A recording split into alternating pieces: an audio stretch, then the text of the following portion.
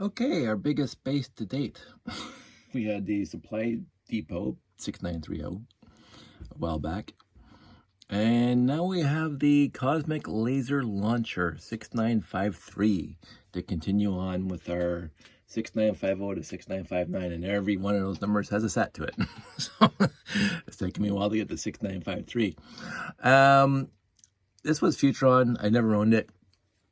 I was amazed that I had as many pieces as I did for it, including the trans dark blue panels here, the 6x14, I guess they are.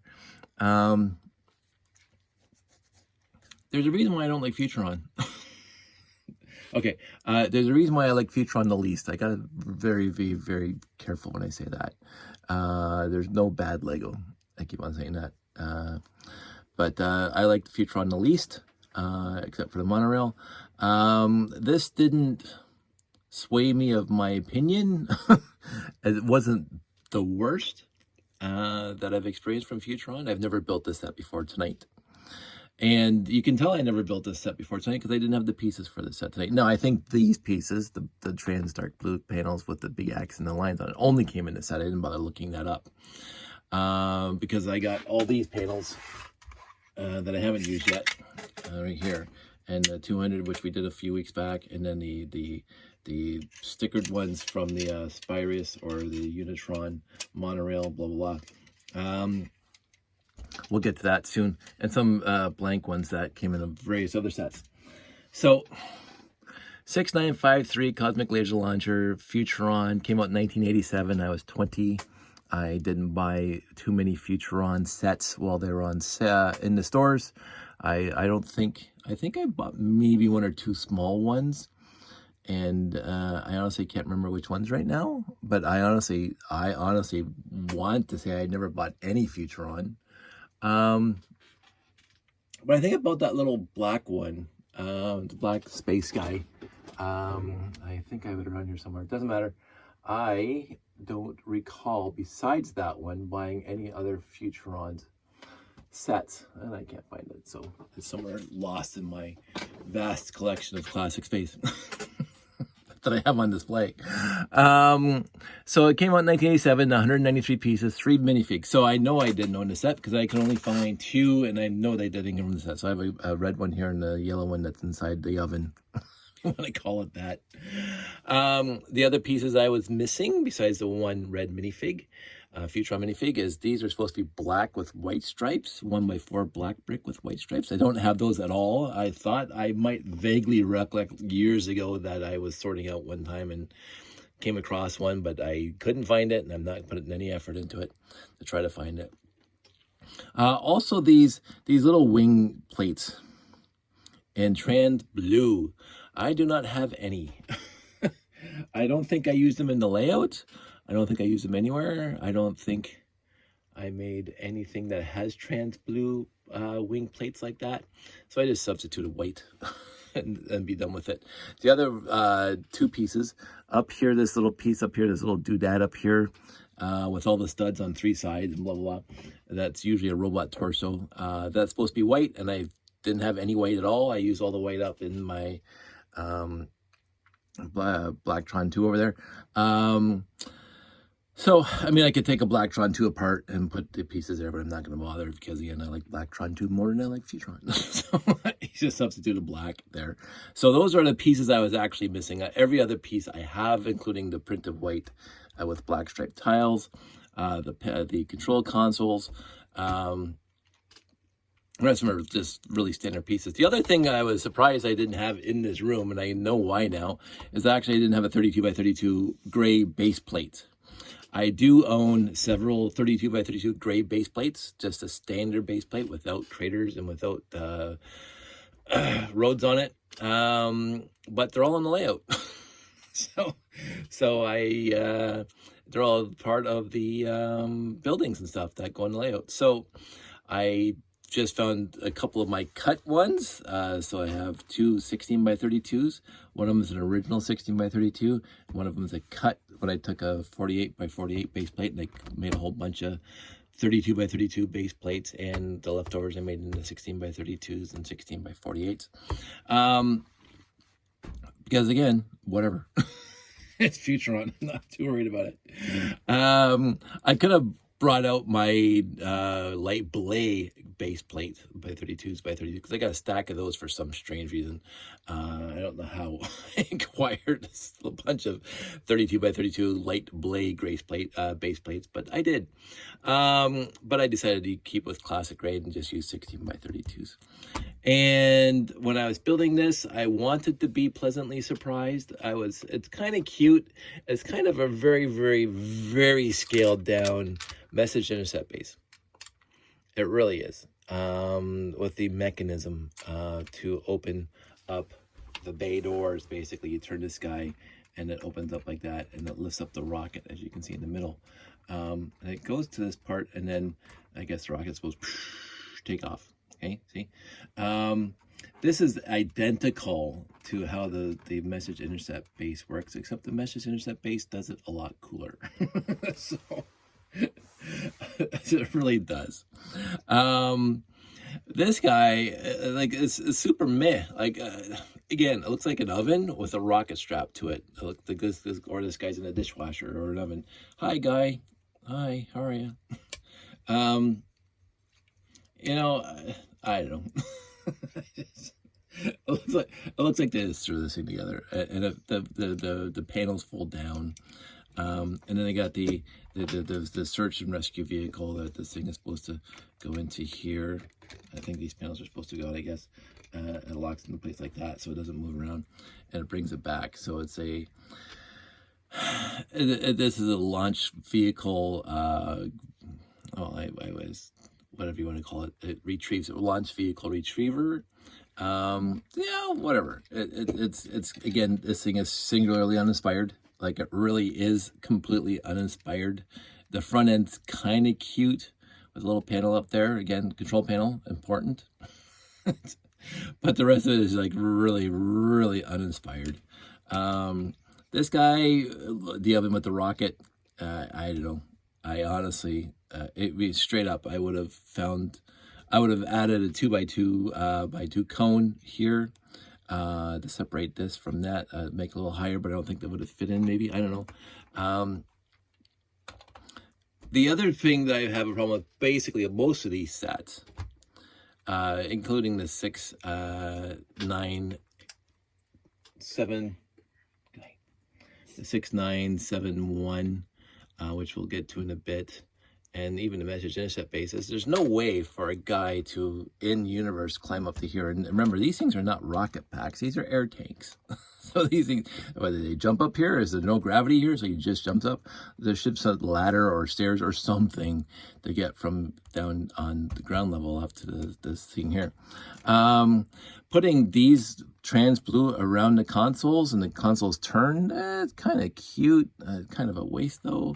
If you're using turntables, I just think that when I was building it, I was expecting these turntables to be part of something bigger. All they're doing is it allows you to turn these control panels. And that's cute, I guess, with the guy standing here over here. So in universe, this thing just kind of, it is kind of meh. I mean, it's not ugly. I find it, excuse me, just looking at it, it's kind of cute from a distance. And again, because I love these panels, and I like how they did the trans blue here and here and here.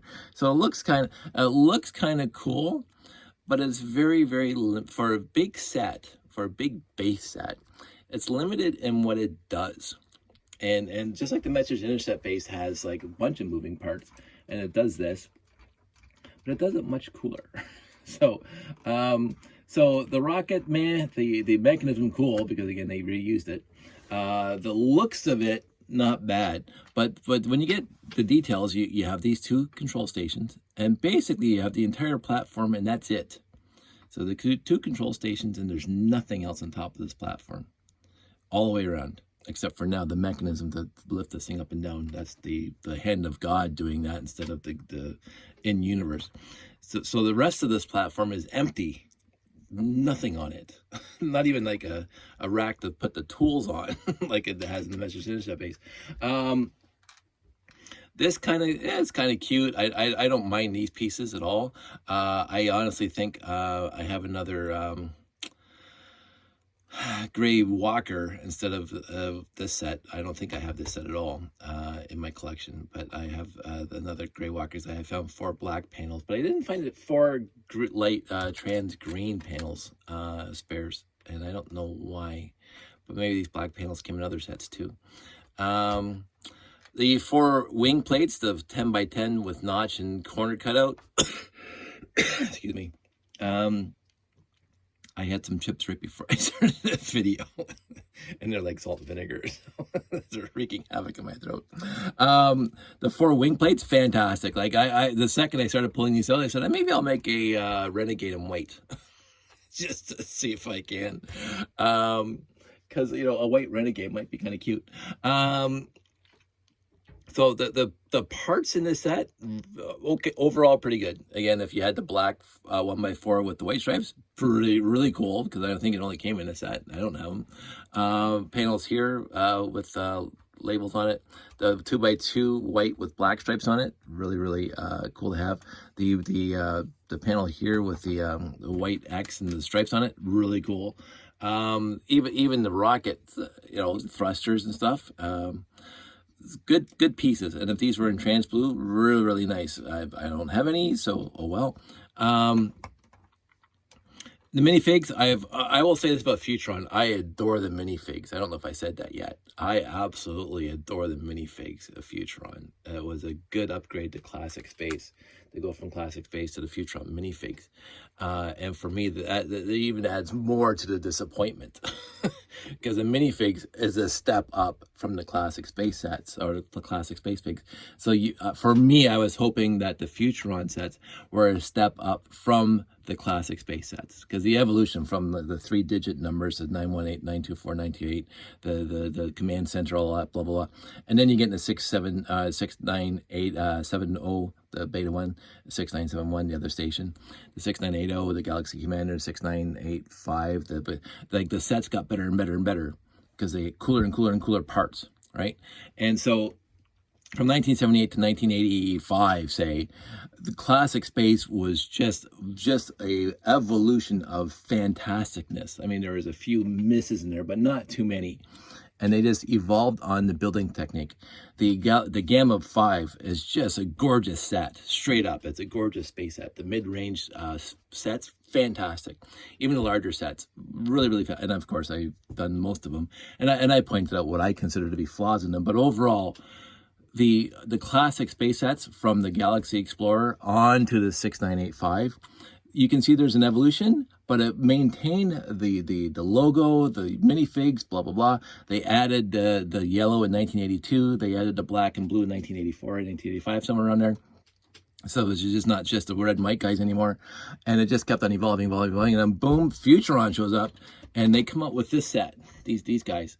And the helmet with the visors, fantastic. The stripe with the zipper on it, it's like the spacesuit, and the multicolors. They eliminated the white guy because every minifig had white on as a base color. And then they had the black, yellow, red, and blue. And I said, this is awesome. Like the second I saw a Futuron minifig, I said, this is great. This is exactly what I want my space guys to look like. And it was a beautiful evolution of Classic Space guys to Futuron guys. The sets did not equal that at all, from my perspective. And again, I would say, and I can say this for myself, had Futuron come out first, like, so we're in a different world. It's kind of like yesterday. We're in a different world, the movie yesterday, where the Beatles never happened. We're in a different world where Classic Space never happened. And in 1985 or 86, they released the first Futuron sets. They did Town, they did Castle for the longest time. And then all of a sudden Futuron showed up. I said, oh my goodness, these are the best sets ever. Because I love space, right? And I would say, this is great. The problem is that they weren't first. Classic Space was first. And Classic Space is awesome. There again, as I said, there's a few misses, but overall, Classic Space, it consistently brought the game. It was hit home runs, whatever analogy you want to use. the uranium search vehicle, just gorgeous. The Gamma 5, as I keep on mentioning. The six, even again, I'm going to get to them. The big ships, the walkers, great, gorgeous sets. And then Futuron shows up, and I go meh. But then it wasn't too long after Futuron showed up that Blacktron 1 showed up. And again, it wasn't called Blacktron 1 when it showed up because there's only Blacktron that was out there. So Blacktron showed up. And they went back to classic space. They went back. They skipped Futuron.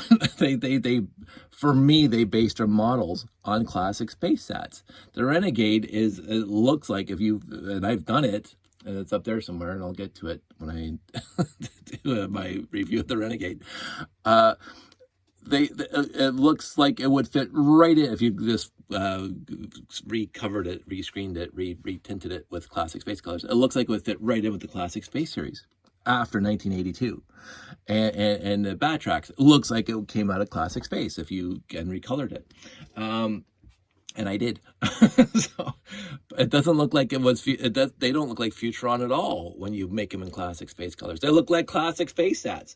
Futuron does not look like classic space at all. So it's like, it looks like, okay, I'm going to use it, and it just popped in my head right now.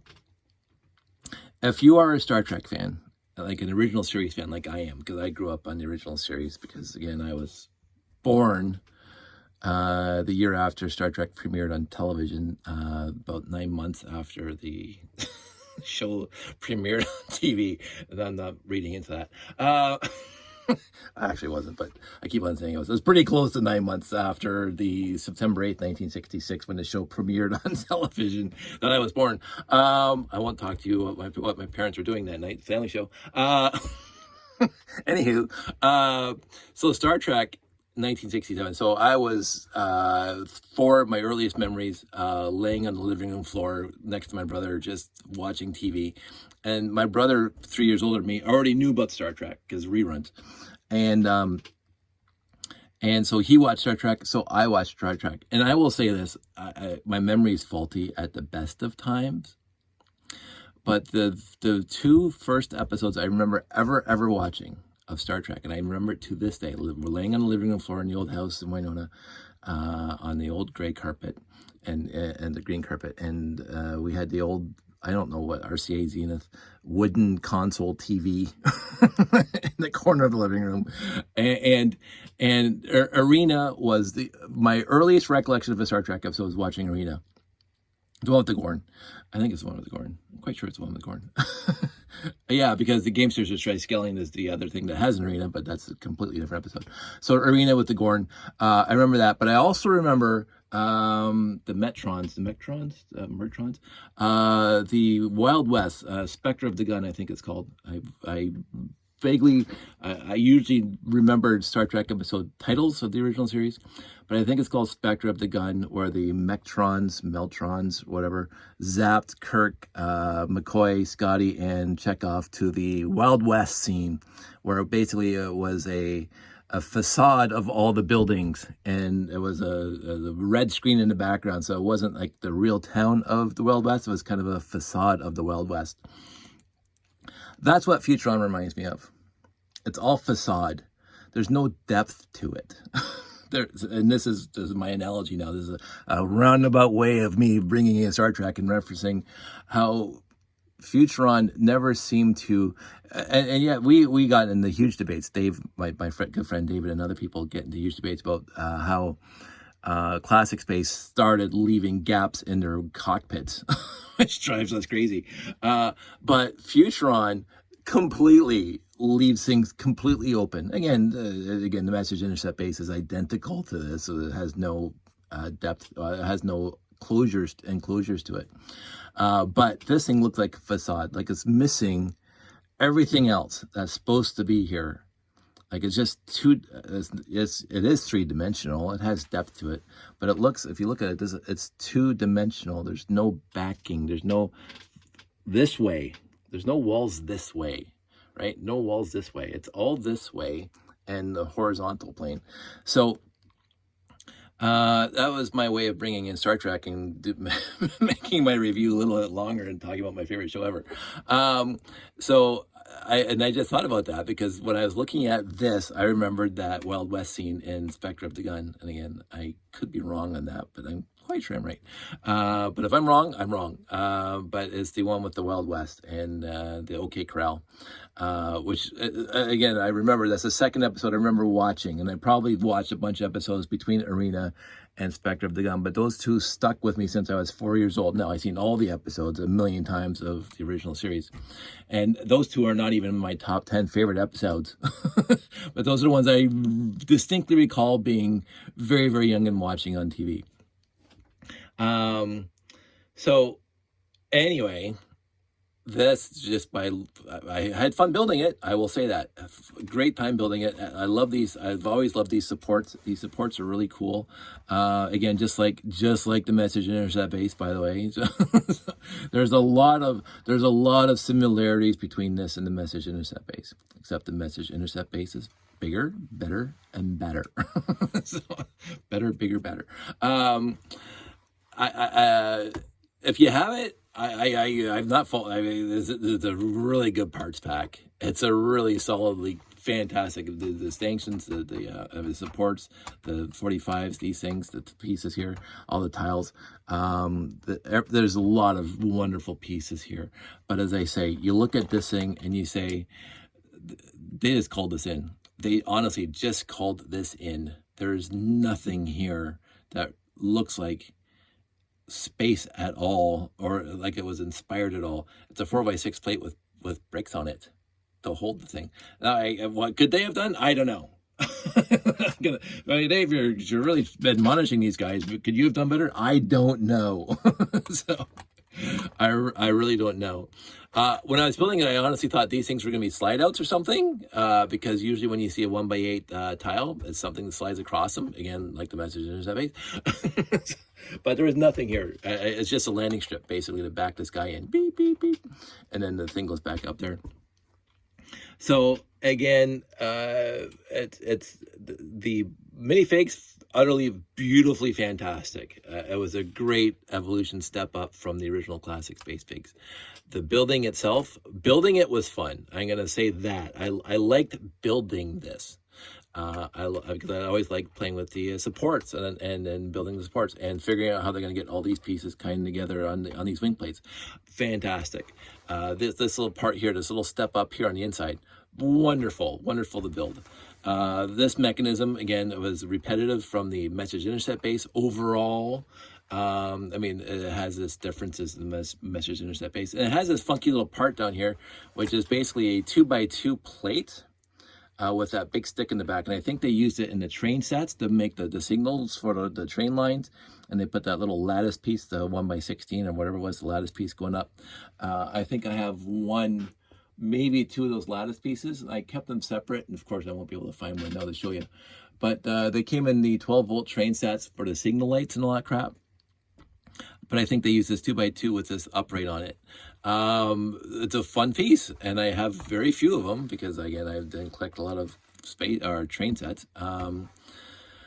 So in the end, I already wasted 23 minutes talking about this guy. And of course, I went on a huge tirade last time, so I'm not going to do that this time. So I'm just going to keep going focusing on the 6953 Cosmic Laser Launcher and say, I'm glad I built it, because again, I'm going to be glad I built every single set. This is my whole theme here, is to build every single set to see if I can. The pieces that I was missing, so there's 2, 4, and 6 pieces and 1 minifig. Every other piece is here. So that's not too bad.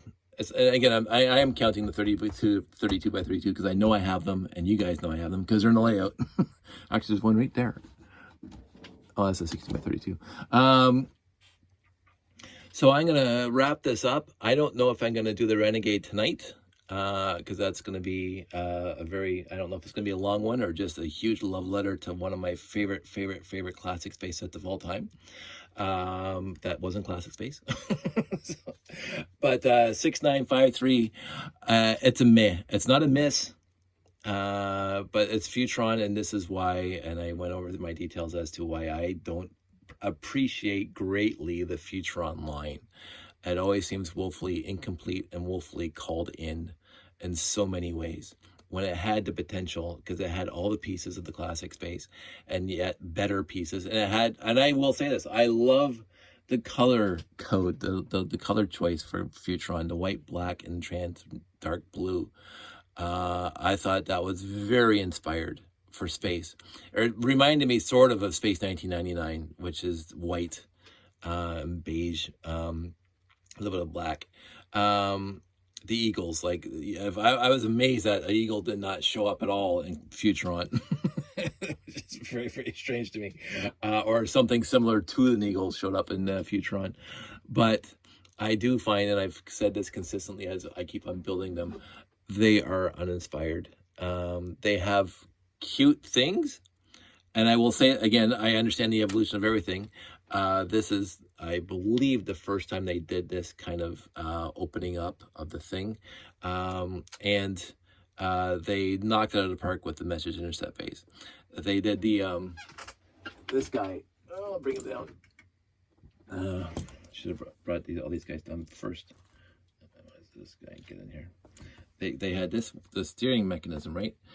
Which, again, I think this is the first time they did it. I don't think they did it in Classic Space.